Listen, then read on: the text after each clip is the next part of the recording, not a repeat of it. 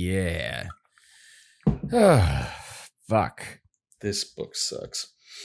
You know what? I was going to go off of that, but... Do you know what else sucks? What's that? Hey, everybody. Welcome to PixelLit. I'm your host, Phil. With me, and as always, is Kevin.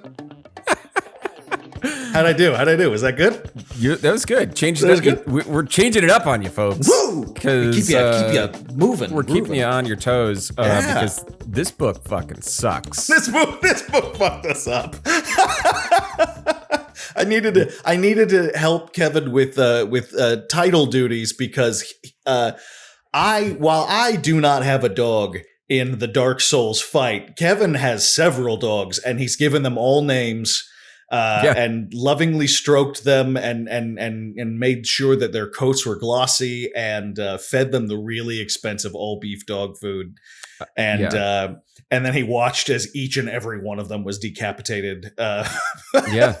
I have dogs and I have hills that I will die on. I have pick your metaphor for whatever. I'm going to we're going to use it because it's happening.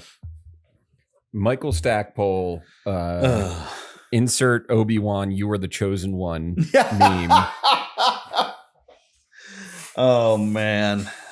We've learned a lot about adaptation and right for hire stuff. You know? And you know what was funny is after last week's episode, we went on Twitter, which I don't know if Twitter is going to exist by the time this episode. Is it still there? I don't know. Is it still there? We don't know. We're in the past. This episode's coming out in the future. And went on Twitter and I checked. I was like, let me check. I went to Michael Stackpole's Twitter account.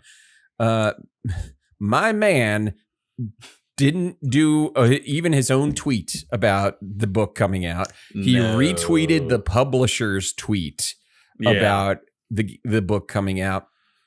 Said not a single word about it after that. So I can only imagine that everybody is basically in agreement that, you know what, it's out and we're moving on. Yes, starting to think that this was a new car or a used car at very least, something like that. Like this was he needed some house payments. He saw an opportunity, took them, and you know what? I can't fault you for making your paper, but. Good Lord, being that this is the first ever... I would probably say it's probably going to be the only Dark Souls book. I hope so. At this rate, we have not gotten off to a good start here. Oh, how the mighty have fallen. It's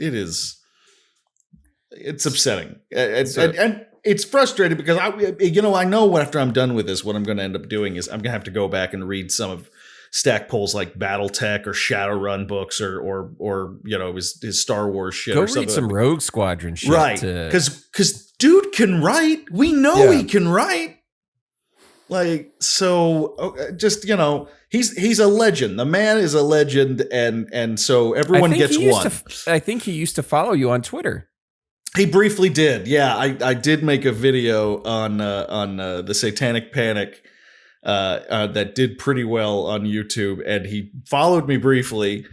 He did actually get into the comments and chat with me a little bit and talk about those days and stuff. And he was super humble and sweet about the whole thing. Like he was, you know, he said, look, you know, he basically said that he didn't have a lot of a grudge against the people that he was debating so much because, you know, as he put it, he was like, we didn't have Twitter back then. There was no social media back then. Like news spread slow and you know, it was a different time. And so I was just trying to get the disinformation out, you know, he was trying to remove it. He was a very cool guy. That's what's so frustrating about this. He's such a cool dude and he's a good writer. And this is clearly just a paycheck. Like that has to be. I have to believe that that's what it is. So, yeah. So we're going to get into it. Just to be forewarned, we were supposed to record this a few days ago, and then we both were, you know, tired and we canceled. But neither of us are really like fresh on what we just read. And that's probably for the better. Yeah, probably. So we're just going to power right through this. Chapter 26. By the way, last episode, I said that they picked out a kid to take. They didn't pick out a kid to take. They picked out a kid's doll to take. Doll, yeah. And they're going to, in chapter 26, they talk about how they're going to take the doll and they're going to cover it in like a bassinet or whatever and be like, oh, the most beautiful child of all time is in this doll. And you cannot look upon. So basically they're trying to, it's almost like a reverse Emperor's new clothes or something like that. Sure. Yeah. Well, I mean, it makes sense because you guys remember that famous Dark Souls side quest where you do persuasion rolls to trick a queen into thinking that your bassinet full of hay is an actual child. I mean, that's clearly what this is about. Clearly, this is a callback to that. Yeah.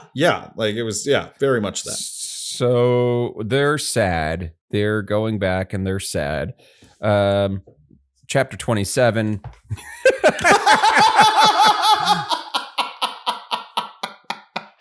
You weren't fucking around. We are clipping along here. We're going to clip along. That's all that happens. They talk about how they're going to try to trick her, and they're sad. A lot of talking. Chapter 27. Book. They're still talking, and then they get to Queen Pretty Face McGee. Pretty Face McGee. Yep. They do the thing that they say they're going to do. And the queen is like, all right, I believe you. Yeah. And it does lead to kind of a fucked up scene, I do have to say, as a writer of horror. It does have it honestly, if Dark Souls was more of an adventure game, what happens after that, I was like, okay, that actually isn't like, 'cause basically her whole thing is the queen has to wear this mask to hide her face from everyone, because the idea is if that they saw how radiant she was, they would like blow their brains out. It would be too much. Right. It's like the Metatron of God, the voice of God. Like you need someone to speak between you because it's too much. And so they basically say this baby's the same way, so you can't look at the baby. It's hidden under this blanket. And so she's like, cool, let's stab it. Yes. Yeah. And that's the big reveal, is that beautiful children aren't actually cared for. Yes. They're murdered. And ugly children are sent away to a really ugly nice children town are sent away. Beautiful children are killed. We're just looking for the mid kids. We're looking for the average babies. Yeah. 6 out of 10 at best. 6. We're looking for 6s. You know? Yeah. 7's pushing it. 8, you're gonna die. You know? You're gonna die. Too much. 8. Yeah. Too much. Find yourself a butterface and get married in this kingdom. That's in this kingdom, and you're good to go. Mm-hmm. They stab the baby and the quote unquote baby. Yeah. And they're like, well, there's no blood. And on the spot, Johnny on the spot, I think Theranos is like, well, it's too beautiful to bleed. Yeah, the baby's so perfect it didn't even bleed. And they're like, everybody else is like, yeah, that checks out. Yeah, cool, sure. Because we live in a mystical, magical Grimm's fairy tale world in Dark Souls. We're like playing by, it's seriously, we've talked about this before, but this book plays by like Germanic fairy tale rules. Yeah, and This is some the Brothers Grimm played. This is Brothers Grimm Mad Libs at this point. Right? Yeah, pretty much. My God, which again, as I have pointed out, and I'm not done pointing it out. I'll point it out again tonight. But like, which would be fine if it was its own thing. Yeah. But I can't help but feel like this is distinctly not Souls-like. I can't help but think maybe that's what's happening. Is the first 2/3 of the book I could get with, it would be fine if it's own thing. But this last third of the book is like, it wouldn't even be fine if it's its own thing. This is both bad for Dark Souls thematically, but also just not great generally. Like, there's a lot of leaps and twists and turns that we're gonna get to. That just But long story short, this story falls down a mudslide and breaks every bone on its way to the sea. It just doesn't work out. It's that episode of The Simpsons where Homer's being airlifted right out of the canyon, and he keeps hitting his head against the side of the canyon. It's such a mess. And then they lift him back up again and just drop him all over again. Like, it's just... yeah. All right, so chapter 28. So chapter 28. They do that. In chapter 28, all right, they are in a... they're in a... let me just... Oh, did I skip ahead? Did they... I think you might have... Not that you skipped too far ahead. 27. No, we're in 27. 27. They leave and they are they get to a town in the next kingdom over, and this town is being attacked by hollows. Yes. And they do what any lawful good does. They kill the hollows. Yes. Right? And then a guy comes up and he's like, well, what company do you fight for? And they're like, none. And he's like, well, you're under arrest for fighting without sanction, because we're now in like, it was like, wow, it suddenly feels like Outer Worlds. Yeah. Yeah. It's got a very distinctly like capitalism bad Outer Worlds kind of like satire vibe to it, which, don't get me wrong, I can totally get behind. It just I wasn't expecting it. It absolutely made me think of that. What was it in Outer Worlds? The person kills themselves and they worked for this company, and so that was considered damage to property. That was damaging company property, right? They're not upset that he died; they're upset that he damaged company property. And right. His next of kin has to pay or something. Right, and that's what this whole new level. Because let's face it, that's where we're at. It's a new level. Has a lot of that vibe to it, yeah. So the town they're in is Best Southwest Grain Valley. What the fuck? Best Southwest Grain Valley. I don't even know what to say to that. It sounds like a salad dressing, but I shouldn't have it. That for those of you, for those kids, that's an Arrested Development reference, and it was funny before you were born. Oh man. And then they tried to bring it back and it sucked 3 times. There's like a bunch of seasons beyond. Really? I only watched that first new one on Netflix. No, there's awful. There's 2. There's 4 and 5. 5 is apparently closer to a return to form. Okay. And they re-edited season 4 apparently. Okay.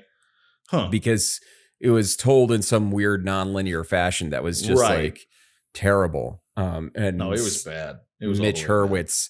Mitch Hurwitz wasn't happy with how it turned out after they released it, so he went back and he like recut the entire 4th season to be like more linear. Like, guys, sometimes there are worse things that you can do than remember something in a nice way. Sometimes you can just remember how good Firefly was and it got screwed, and we just leave it at that, and we don't have to fuck with that. Yeah. That's fine.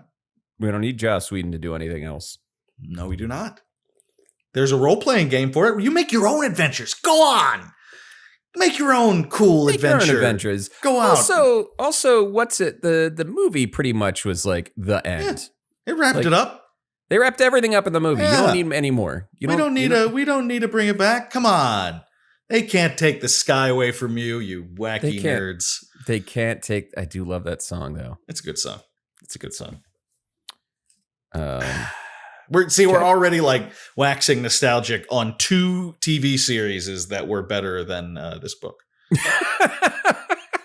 We are in a lot of trouble. We are 13 minutes in. We are off track. That anyway, they're basically in this town. They're arrested, and they're like, well, this guy is the king's brother. King, is it? How did you pronounce this in your mind's ear?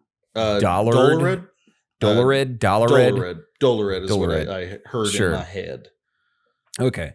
King Dolored is they're like, hey, we know King Dolored. And they're like, well, that doesn't matter. You broke the law. We don't give a shit. They meet the captain. Balerion basically says, well, fuck it. What if I fight for my freedom? And that night, what's his face? The dead guy is the main character. Theranos.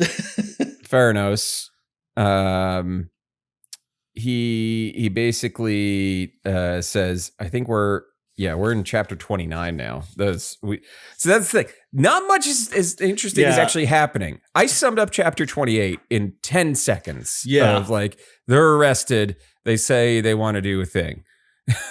Yeah. They get arrested. You got to fight these guys. So they're staying overnight and they're watching the guys train. And Theranos points out, like, aha, I think I know why you are going to win tomorrow. Mm-hmm. But we don't actually, he doesn't say it. It just cuts to tomorrow. And he has to fight. Tomorrow happens. He has to fight 8 champions. And the final one will be Captain Vivanya. Vivanya. There we go. Captain Vivanya will be the final fight. And then if he wins all of them, they'll take him to go see Dolored. Yeah. And he starts fighting and he's just easily beating everybody and they're not fights to the death. It's only a fight to the death for him. Right. Everybody else, he just has to get their sash off. They're like, yeah, it's touch football for everybody but him. Yeah. So he's just like whipping the sash off of everybody. Because what Theranos pointed out is like, oh, these people don't know how to actually fight. Yeah. They've practiced their moves only on hollows. They've never actually fought against somebody else wielding a weapon. Mm-hmm. And Balerion has. So he just whoops ass, and then he gets all the way up to Vivanya, and Vivanya is like, yeah, we don't have to do this. Here's my sash. Let's go. It's like that one bearded cowboy at the end of fucking Tombstone where they're like taking all the cowboys out and he finally just gives up and throws his red sash over his shoulder. Yeah. Like, yeah, it's just like, now fuck this. See, there I go again, talking about a better piece of media than what we're on. Yeah. So that happens. And then they set out the next day.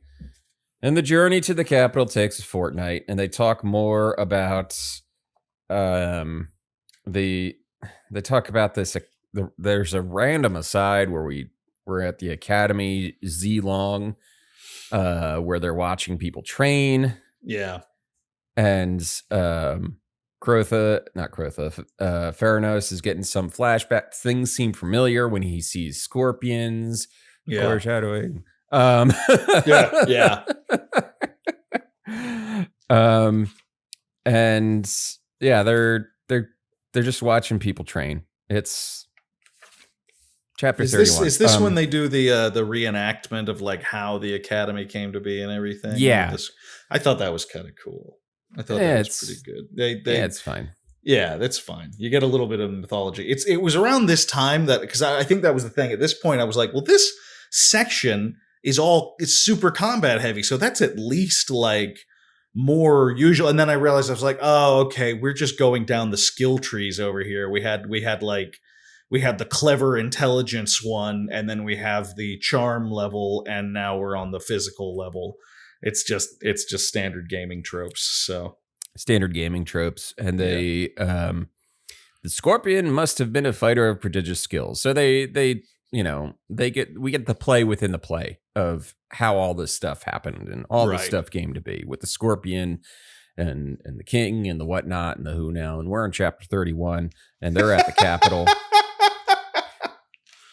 Sprawled at the heart of a broad, flat, red earth valley, which actually sounds like there's one of the biomes in Elden Ring was kind of looked like that. Yeah, I'll give it a Stackpole. He does the one thing that he does do well that seems to fit. Now, don't get me wrong. I think this is a coincidence, but it does seem to fit the Dark Souls aspect. Is the exploration vibe? Mm-hmm. You do see a lot of different biomes and a lot of different levels, so to speak, and sure. And he does a decent job of painting that picture. I think that's pretty good. But But there are no 30-foot tall monsters in them for you to fight. So no, there aren't. Not a single dragon. No, I just realized. Like no big nasty monsters. Like a lot of little ones, and then like gold monsters, which that didn't freak me out. Yeah. That's the thing. The creature design in Dark Souls and like that stuff is fucking excellent.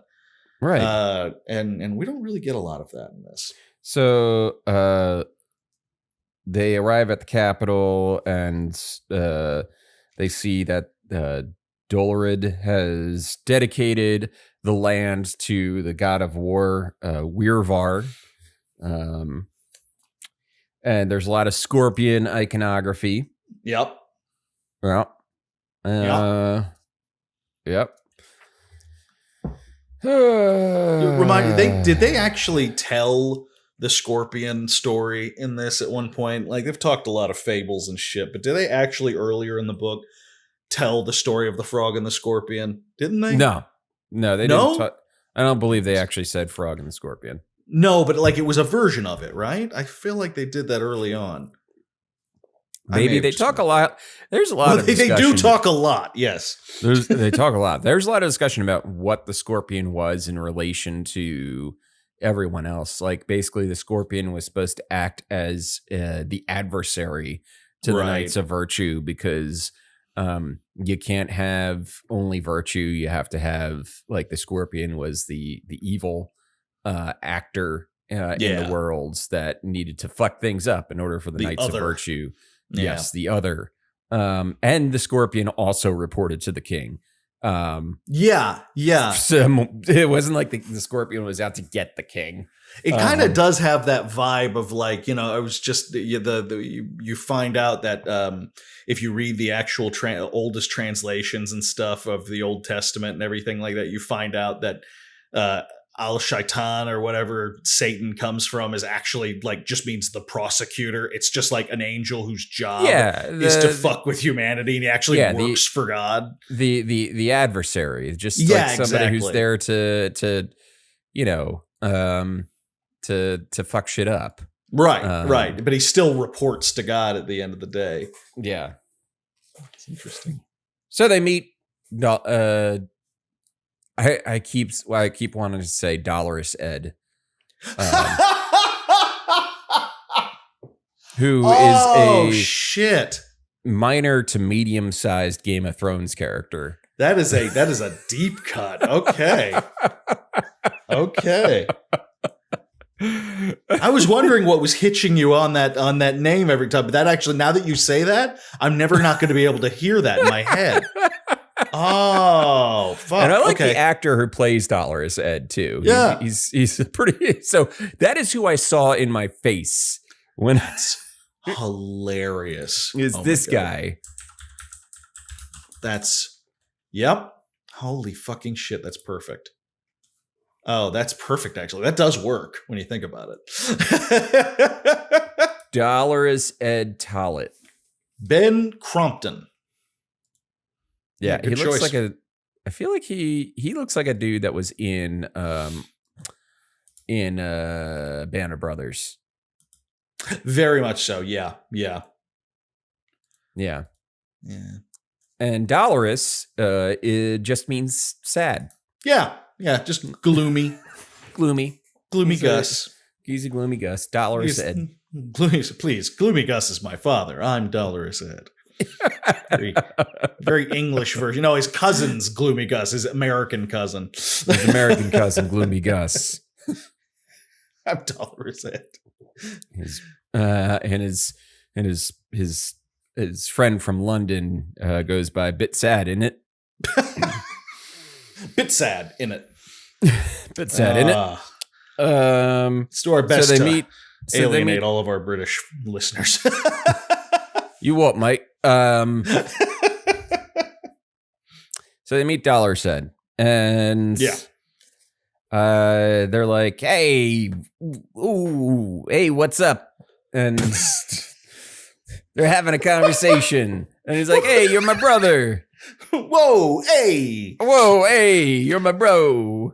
I'm giving this book the exact level of respect that it deserves. And like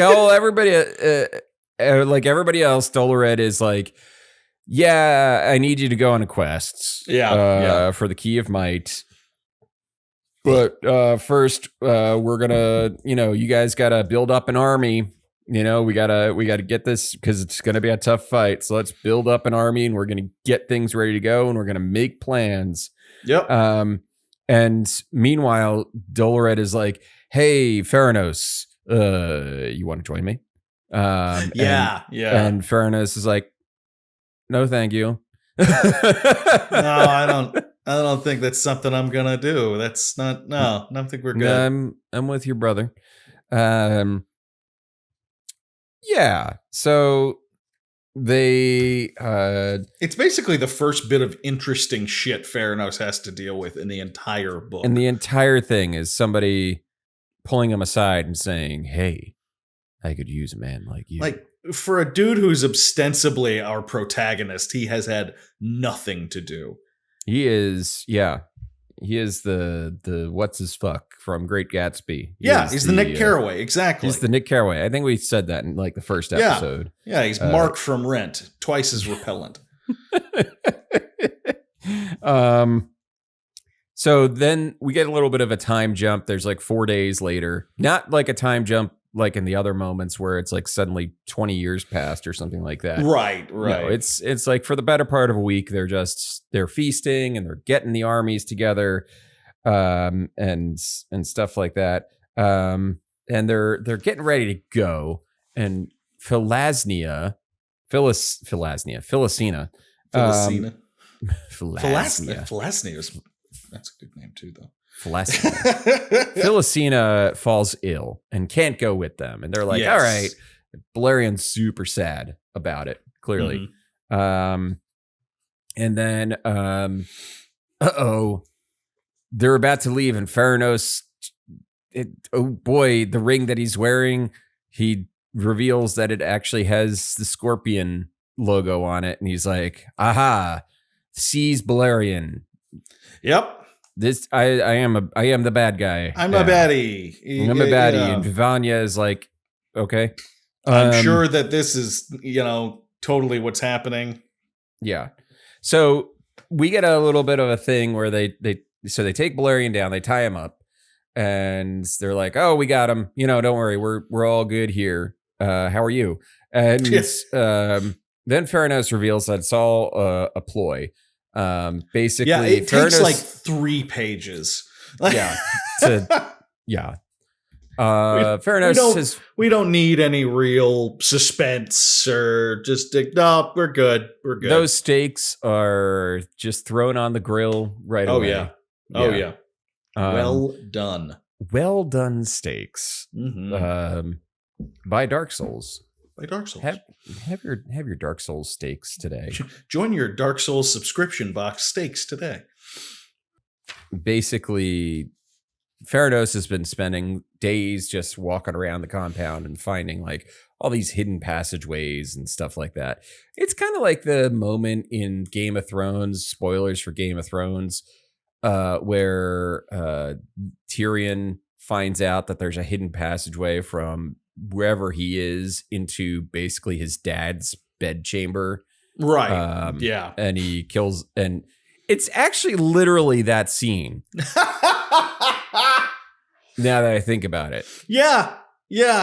So they go in and they find that Philisina and Dolored have been fucking, and that they've always been together, and this was always the plan. She faked a sick day. She faked a sick day. Yeah. And they listen in on the plan, and basically Captain Vivanya swears allegiance to Balerion, and they go in there, and Crotha shows up, and he attacks Phyllisina, who's she actually wasn't didn't have fidelity to anyone but herself. She was a knight of fidelity, but it was fidelity for herself. Yeah. Which isn't, I mean, that's not a bad thing, is it? Like, no, but I mean, in this case, I guess. I hear. What is it? Jonesy has an opinion. That was Ripley. Ripley. She does this thing where she'll find a toy. We found out this is the same kind of instinct that gets an animal, a cat, to leave like a dead bird on your stoop or something like that. Mm-hmm. They pick up a toy and she'll like put it in her mouth and scream around it. Like, she's not a quiet cat, and she makes herself extra loud because she has this thing in her mouth, and so she figures she needs to amplify. And she wanders through the house going like with like around this toy until she finds one of you and drops it at your feet. And the whole idea is she's trying to show you how to be a better hunter. See, I killed it and I held it in my mouth. Why don't you do that more? I'm worried about you. You're so skinny. Worried about you. Eat. Cats are Italian grandmothers, is what that's exactly it. So Phyllisina dies. Balerion kills. They kill her. She doesn't just like up and croak. She just died. She just like, I wasn't actually faking it. I'm dying. She dies of consumption. Yeah. She just like flattens out into a board in midair and lands on her back, and there's like lilies in her hand. Yeah, exactly. and you hear her dun dun dun dun dun dun dun dun as she lays there. It was weird. The book's got a tone problem. What can I say? Yeah, I mean, then the her ghost comes out, and Judge Doom is very upset. Talk about that was a movie that made me have to leave the theater. Yeah, that is. I mean, hey, Christopher Lloyd. God, I love that man so much. He really. Did you see he just posted a picture of him and Michael J. Fox? I did. Like, hugging. Yes. God, it's so cute. God, it's so cute. The only thing he's not doing a whole lot. Some shit on the internet. Yeah. God damn it. Christopher Lloyd isn't doing a whole lot other than, I mean, occasionally he plays the live action version of Rick Sanchez in commercials. I guess he does do that. Yeah. Because Rick Sanchez is based on his character. Not? So why he's getting paid? Fuck it.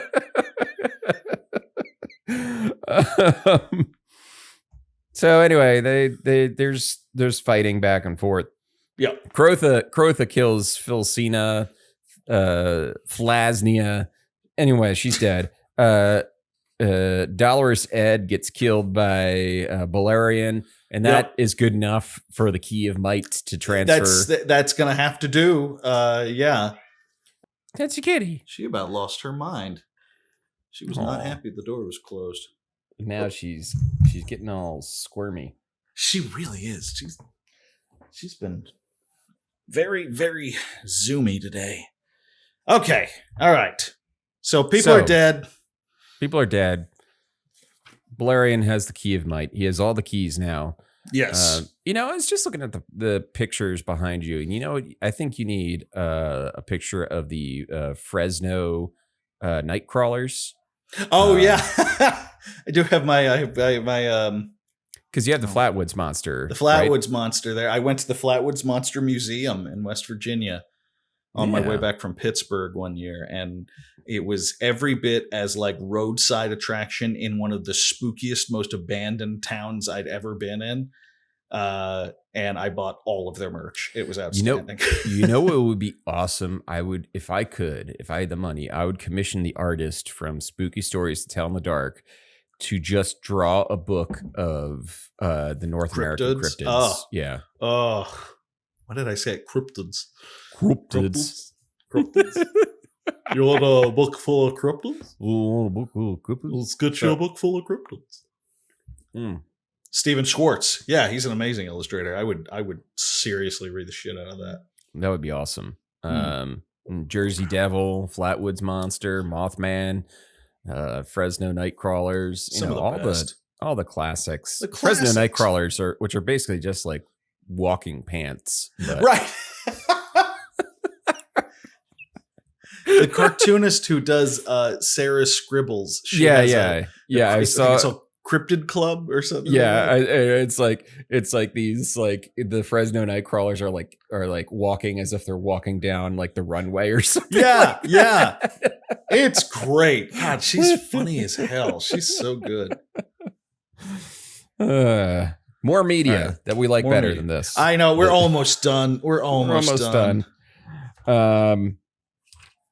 So basically, they decide they are going to go free the king.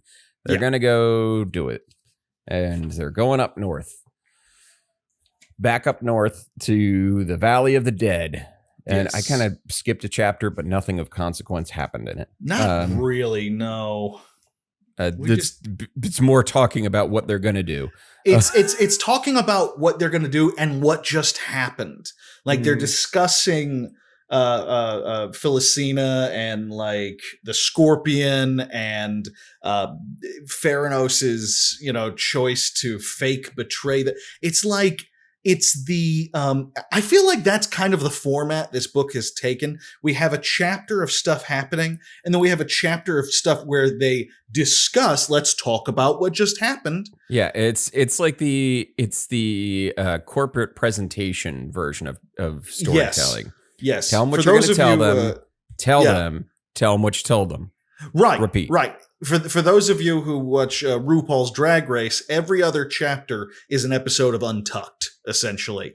Let's just have a drink and talk about what's happening and spill the tea, but not nearly as interesting. That's exactly what it is. You missed very little in that chapter. So yeah.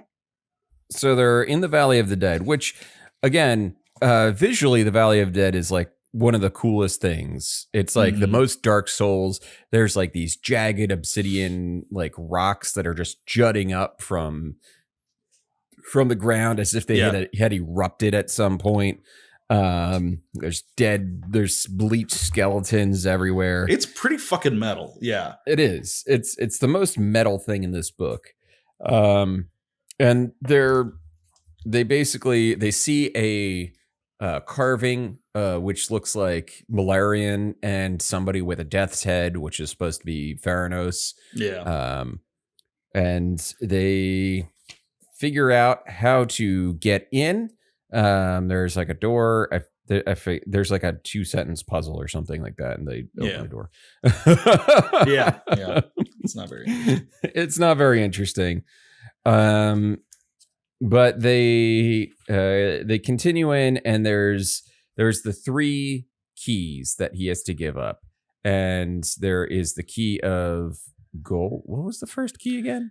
Oh, I don't even remember. It's Key of Beauty, Key of Might. I remember that one. What was the first one? Was it the Key of Gold? Something like that. I mean, it's when it was the gold level, if you will. So it was the gold level. So that would be the thing. The key of economics, The key of economics. Yeah. Basically, so yes, it's the key of gold. He has to use the key of gold to unlock the door, and part of the thing is that it like melts off of him. Yeah. And disappears.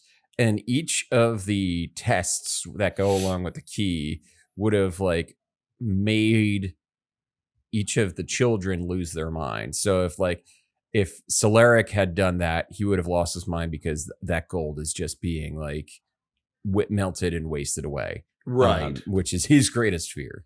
Like never, in his right mind. And then you get to the next one, which is the Key of Beauty. And in order to do the Key of Beauty, it like caused the wearer to like giving the key into like age. So Valerian is like now has gray hair and like wrinkles on his face, which would have absolutely destroyed Geronessa, because she's so obsessed with her own beauty. And then the final one is the Key of Might, where they have to open a door. And this one kind of made less sense. Basically, Valerian just has to try really hard to open a door. And they're like, well, Dolored would have not tried as hard. Yeah. That was like when he saw that he had to struggle, he would just quit. I don't know if that we've fully seen that. It's all very like clever and pithy. Like these kind of like poetic fates, you know, and it's like, well, they didn't try. He wouldn't have tried as hard as you. And it's like, I don't know, man. Like he was kind of a prick and a coward, but I don't know if he would have just given up at that point.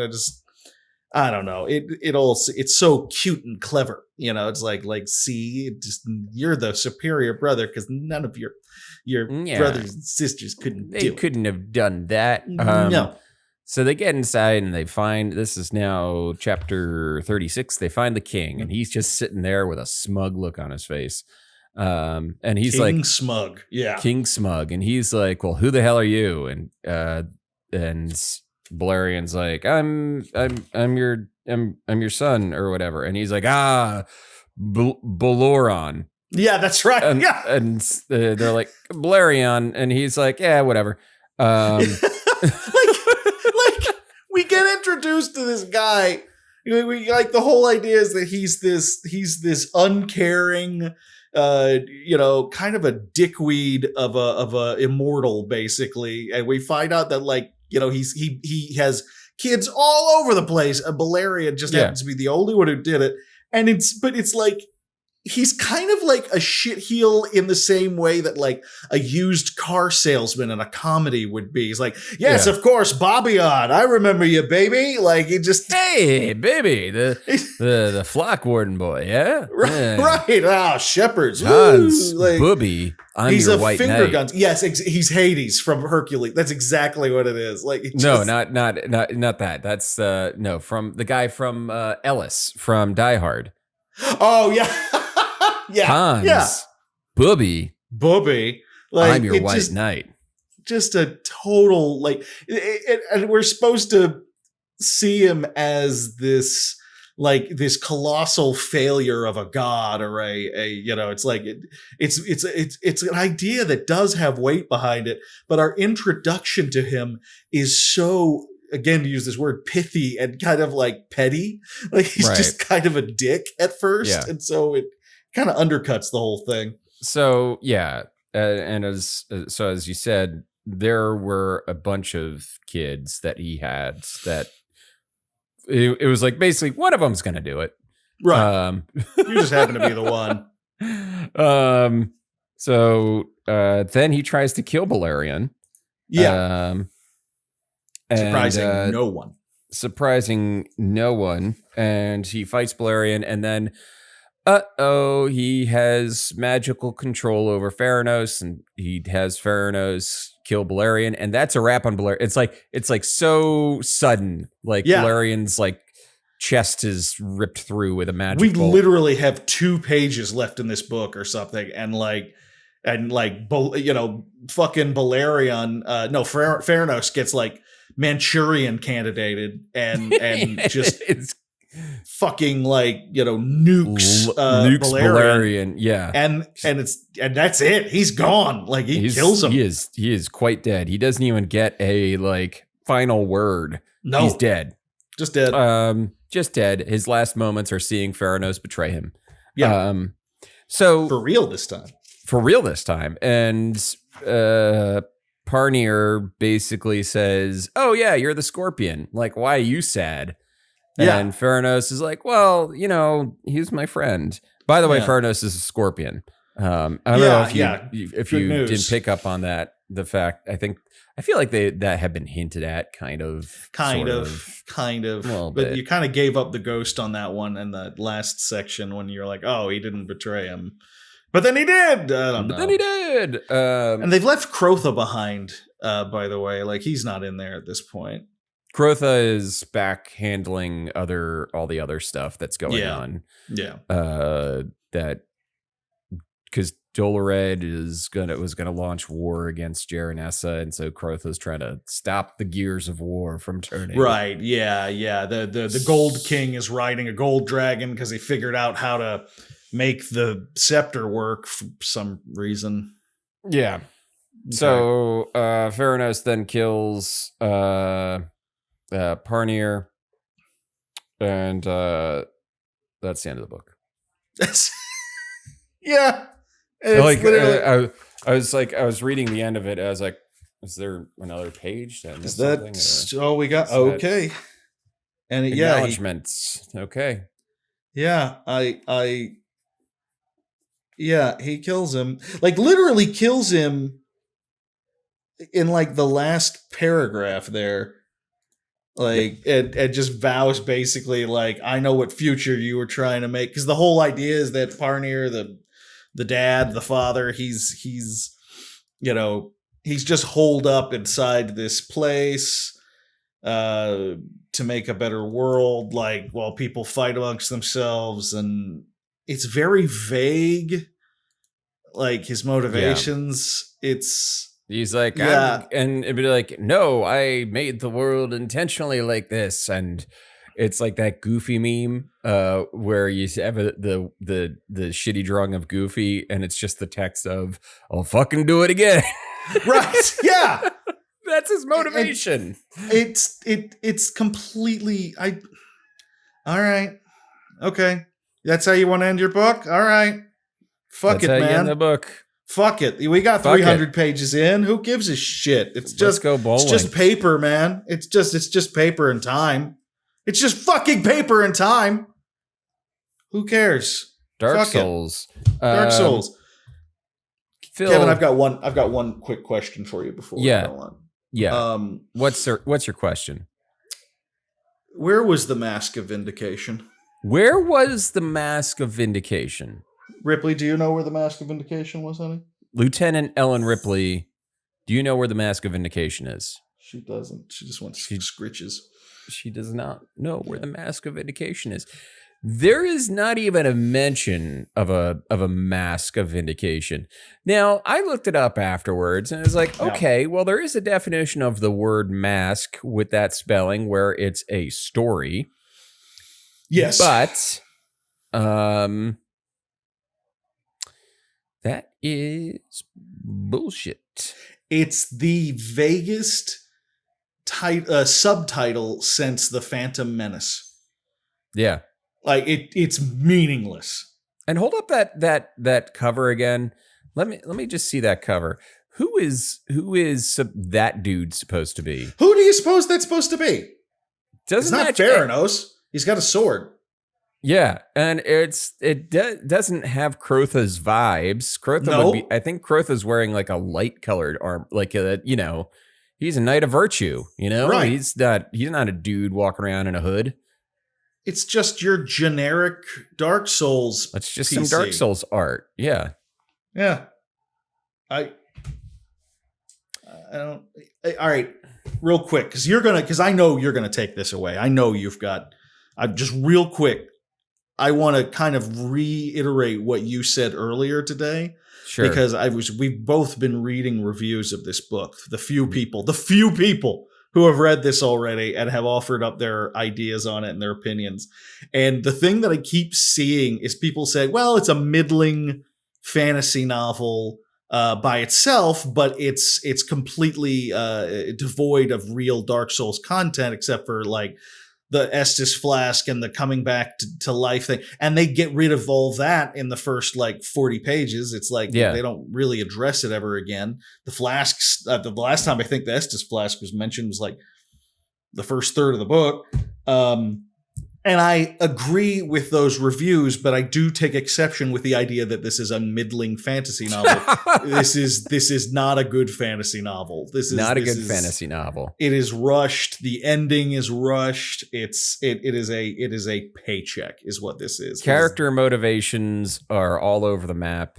Yep. There's nothing interesting about any of the characters. No, the development is non-existent. There's no development. The only thing I'll say is like there's some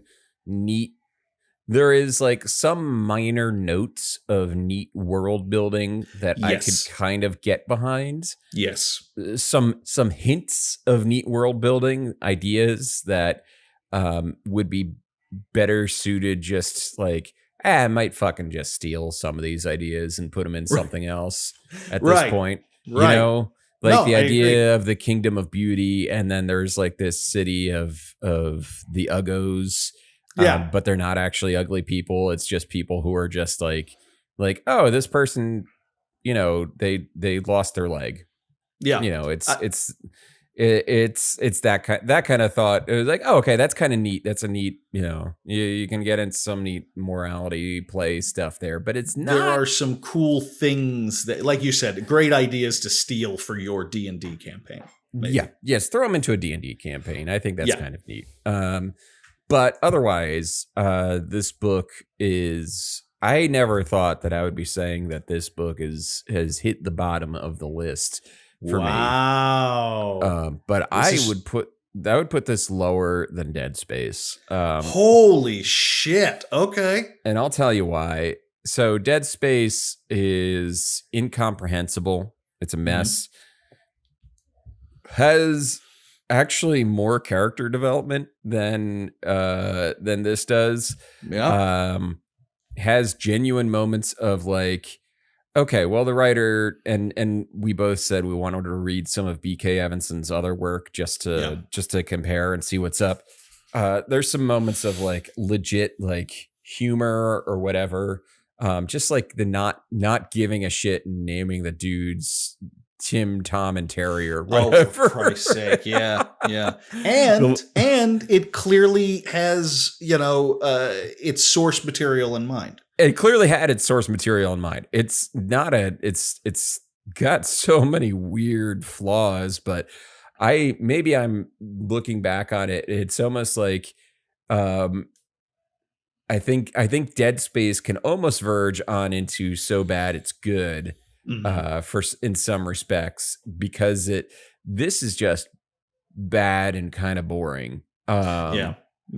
And also the themes, like that's the thing about Dark Souls is that the Dark Souls games are very light on plot.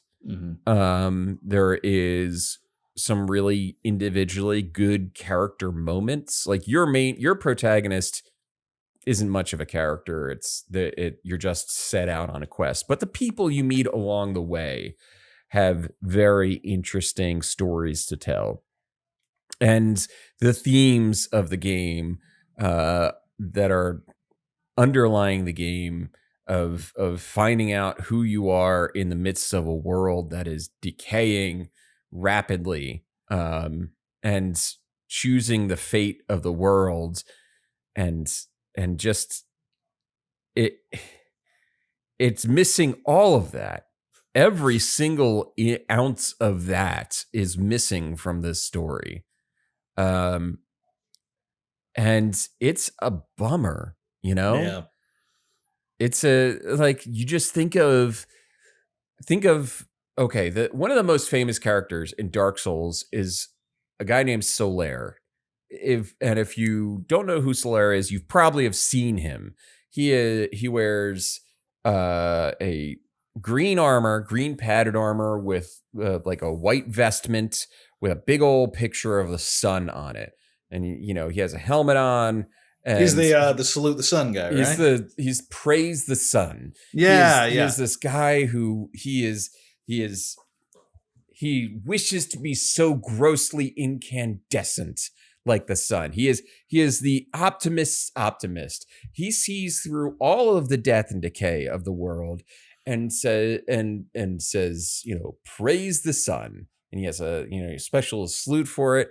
And his plot line has him from going to being the most upbeat, optimistic character in the world to being utterly broken by the end of Dark Souls. He either dies from a parasitic head crab, or he is just like a broken person.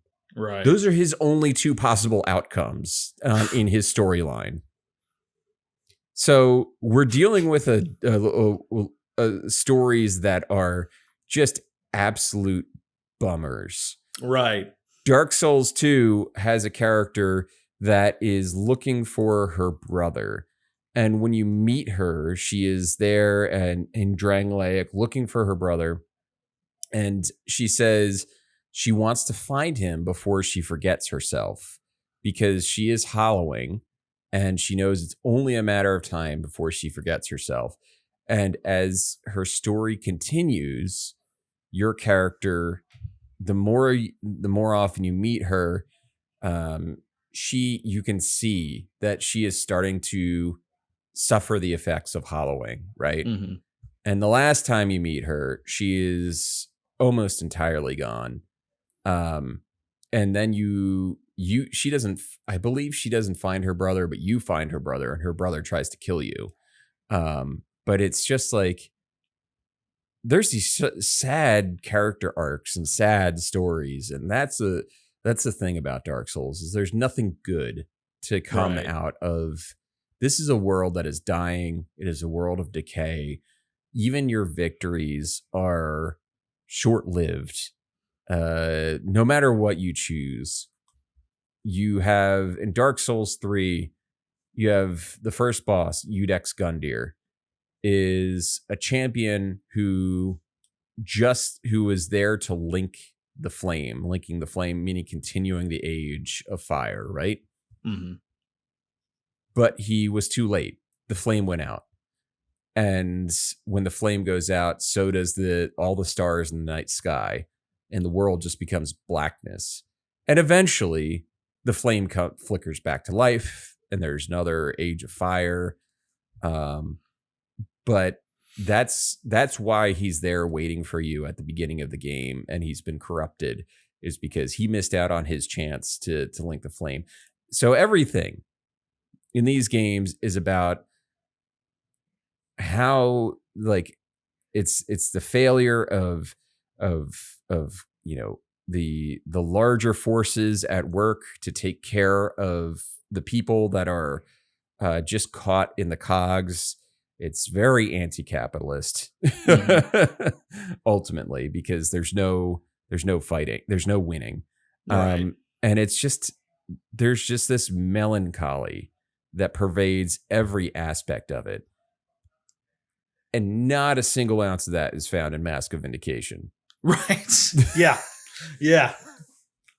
Yeah. And to be clear, you're not saying like it's that the tone of the world is like it's grimdark for the sake of being grimdark, and this isn't grimdark enough for me. It's not hardcore enough for me. It's just that it misses the tone. It misses the themes. And that's the thing, is like, I don't even necessarily assign it as grimdark, because I feel like grimdark is like Warhammer 40K. Like, oh, absolutely, yeah. Shit's bad, right? And like, it's like, bro, but there's a metal guitar. Yeah, yeah. The Catholic Church and really metal guitars. And there's like that kind of stuff. Yeah, death. It's like death metal.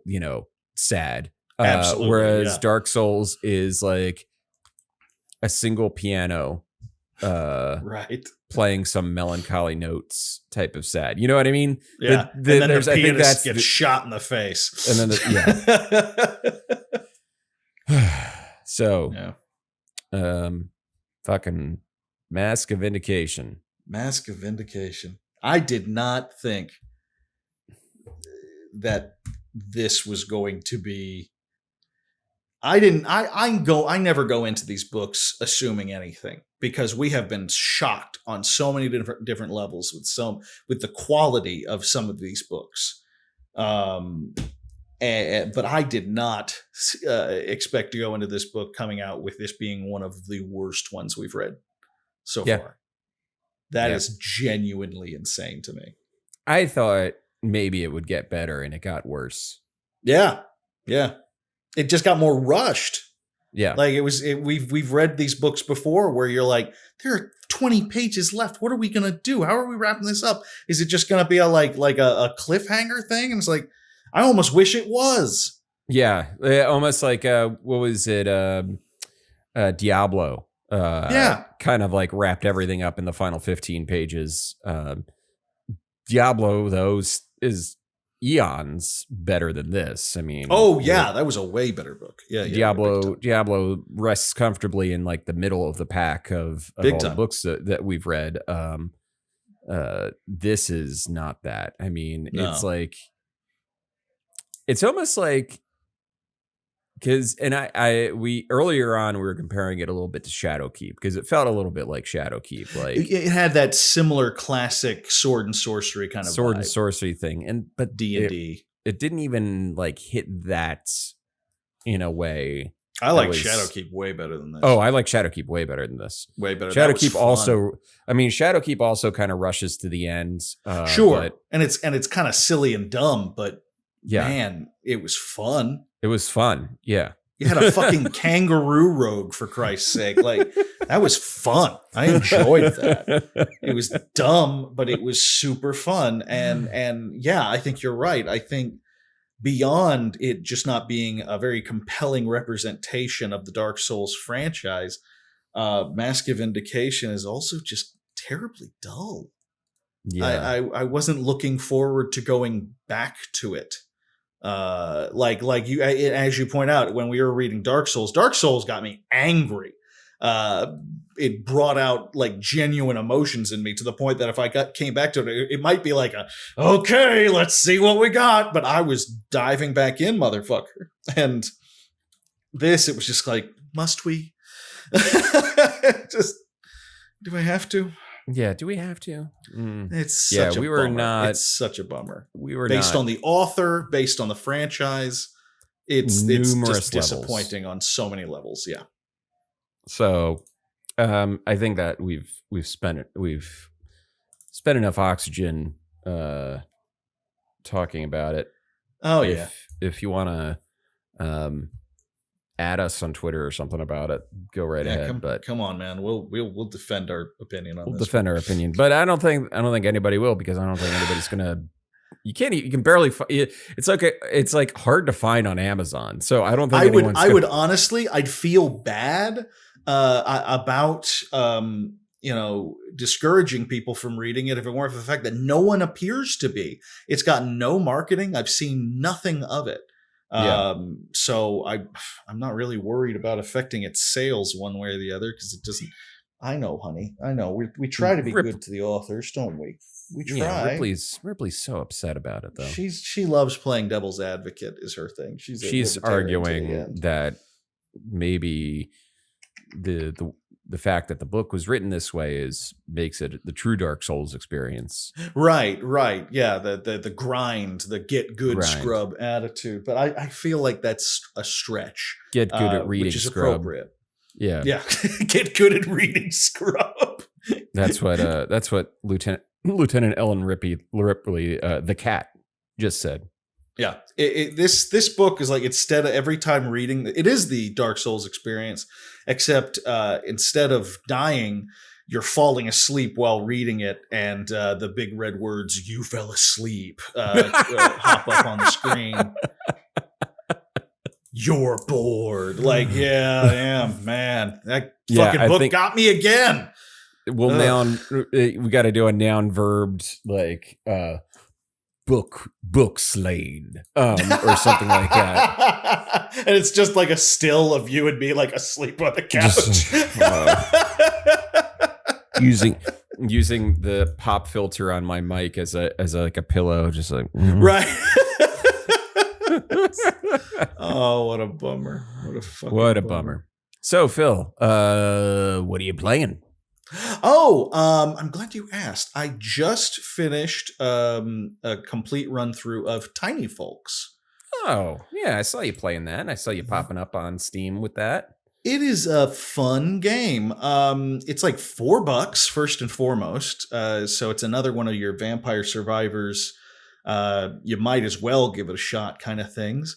It's kind of an Atari graphics look to it, kick-ass soundtrack. Like seriously, the soundtrack is like great classic chiptune style music. Like got some serious Mega Man 2 vibes from some of these tracks. Okay. Really solid music. That's amongst my favorite genre of music. Oh, it's really solid. And you basically play a king who had his kingdom, basically taken away from him, and you've got 45 days to get it back to cross this island and defeat the evil wizard. And to do that, it's part strategy sim where you got a village and you build temples or magic, places or blacksmiths.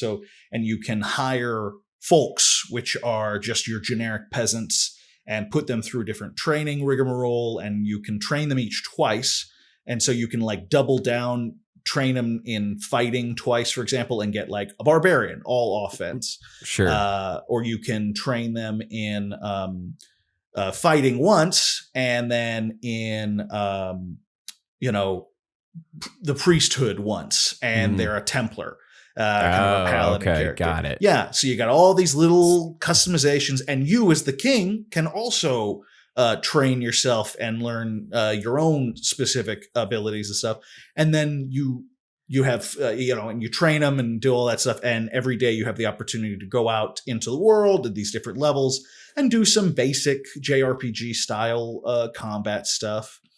And finding the right combination of folks and stuff, and at different difficulty levels, you have fewer than 45 days. And I beat it on normal mode, and it unlocked these challenge modes. So you can, I just today beat the challenge mode of like fighter challenge, where the only things I can build are a blacksmith and like a training thing. So it's all fighter style, guys.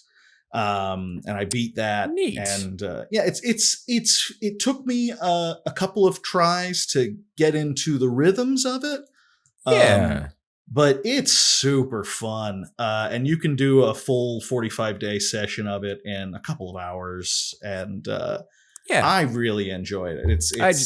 I just bought it as you were talking about it. Yeah, I think you'll like it. It's not as automatic as things as other games we've liked in the past, like Loop Hero, for example, but it has a similar casual. Yeah, what's funny? Chill vibe. What's very funny is that like when I went to its Steam page just now, it's like this is similar to previous games, Loop Hero. And I was like, okay. Yep.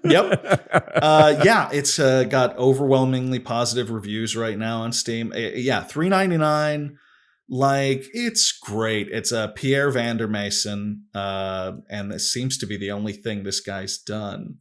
And it's just a lot of fun. It's very straightforward. And the sprites are a lot of fun. They do a good job with the whole layout. Yeah, I really enjoyed it. I highly recommend that one. So that's what I'm playing. Cool. So Kevin, what are you playing? Right now I am still playing a bit of the RE2 remake because I love that game. It's such a good game. I just beat it. I just beat first run, so Leon A, and I started into Claire B and decided to go back and do Claire A as well. Mm-hmm. And then I'll do the 2B runs. I'll do Claire B and Leon those B. Those games just, they're so good. They're so good. So yeah, I'm doing that. You know what I forgot to mention, and it's been occupying so much of my time. I could have mentioned it last episode and I didn't. Marvel Snap. Yeah. Marvel Snap is. I love that game. I don't care if that makes me a dork or whatever. No, it is. There are so many like legit game people I know who have been talking about how good it is. I played a little. I like it. It's good. But man, people are going crazy over it. It's funny. I think it's got a really good loop. Two things about it is it's a free to play game with in-app purchases. That being said, it's not like any other free to play game I've played where it's like, oh, you need like you can just like go and buy these cards and like pay to win or whatever. You can't pay to win. Right. Occasionally there will be like, if you want to buy a season pass, you'll get a card with it. You'll probably if you just keep playing, you'll probably just unlock that card randomly anyway. So like for the first one, it's Miles Morales. Is the card you can if you buy the season pass, it unlocks him automatically. But otherwise the loop of it is like you play, you win or lose, you get to upgrade your cards, the value of your cards. So it goes from like basic to rare, to epic. And each time it does it, it like changes the style of the card. So the first thing that happens is a frame break. So now the illustration is outside of the frames of the card. And the next thing that happens is 3D. So now on your phone, as you move your phone, it parallaxes with the background of the illustration. Yeah. And then it's like animated, where like elements of the card are now like animated.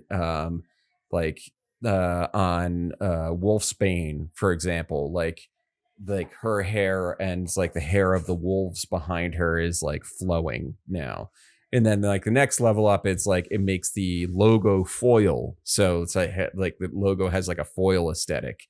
So it's like it makes your cards look neater. But every time you do that, it ups your collection score. And as you up your collection score, you unlock credits, which are one of the currencies used to like that you need to do the upgrades. And it unlocks boosters, which is the other currency you need.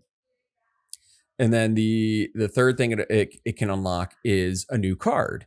So you win a match, you get a chance you get credits and boosters. You can upgrade a card. You upgrade the card, you get points to your collection score. Your collection score goes up, you might get a new card. And now you're like, okay, well, maybe I can reimagine my deck. And there's enough like things in the cards where you have like, and I'm not sure if I have enough cards necessarily to do some of these things yet, but you have like Apocalypse. All right. So Apocalypse is a 6 energy card, meaning you can really only play him unless there's some other thing going on. You can only play him on your last turn. Because they do Hearthstone rules for like resources and stuff like right. that. So each turn you get 1 energy point more. So and the game is 6 turns long, and on the 6th turn you have 6 energy, and Apocalypse is a 6 energy card. That being said, Apocalypse's power is only 8, which is kind of low for a 6 energy card. Like Hulk is 12, for example. So, but he has a discard thing. So every time Apocalypse is discarded from your hand, he gets +4 power. So you can build decks around discarding Apocalypse. So, for example, there's Lady Sif. Lady Sif is like a 4 power card, 4 power, 3 energy, or something like that. And when you play her, her side effect when you play her is on reveal, meaning when the card is flipped over, you have to discard the highest cost card from your hand.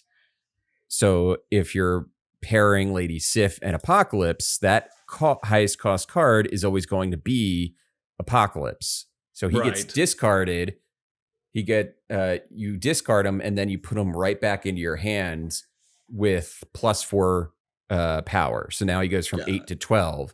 And one game I was playing, a guy was like discarded Apocalypse like 4 times over the course of the game somehow. Wow. And like then drops him in the last turn as like a 20 attack. And it's like, It's like, okay, yeah, I can see how these things there's all these synergies. And part of it is, you just have to keep collecting the cards in order to see what works out. One of the early ones that I discovered that works really well is Carnage.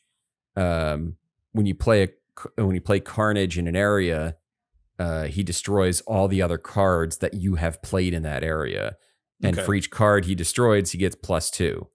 So if you've played like 3 like cheap cards and then you play Carnage, he goes from a 2 power to a 4 to 8, right?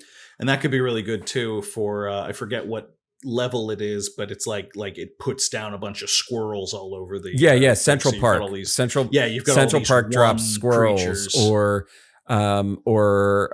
what is it? Savage Land drops raptors or something like that. Right. So the really neat thing though is if you have Angel in your deck but not in your hand, as soon as a card is destroyed on the playing field, if you have Angel in your deck, he flies out of your deck and takes the place of that card. Oh, that's pretty cool. Yeah, that's a good synergy. Yeah.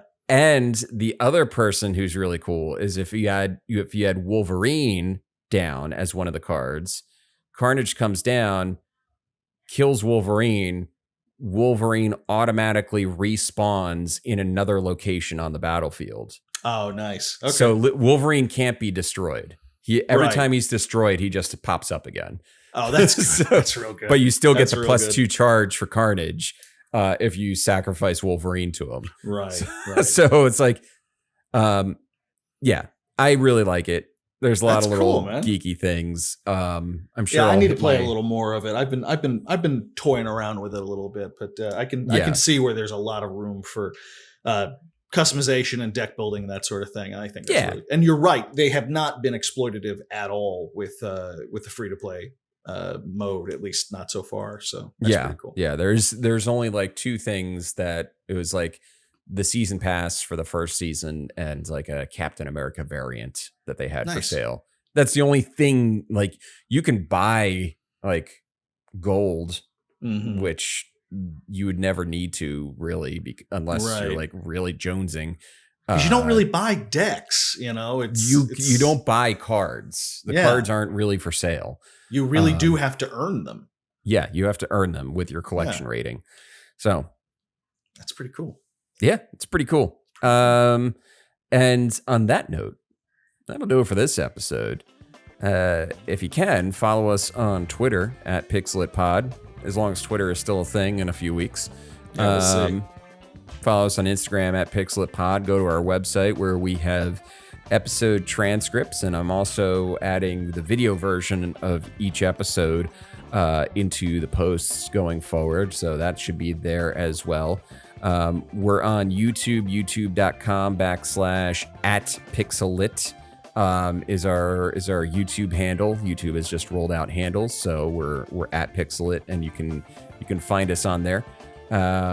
And from our website, you can join our Discord. You can find links to our Steam curator page where we drop a lot of reviews on our What Are You Playing segment games. So that'll do it for tonight's episode. Have a good night, everybody. Good night.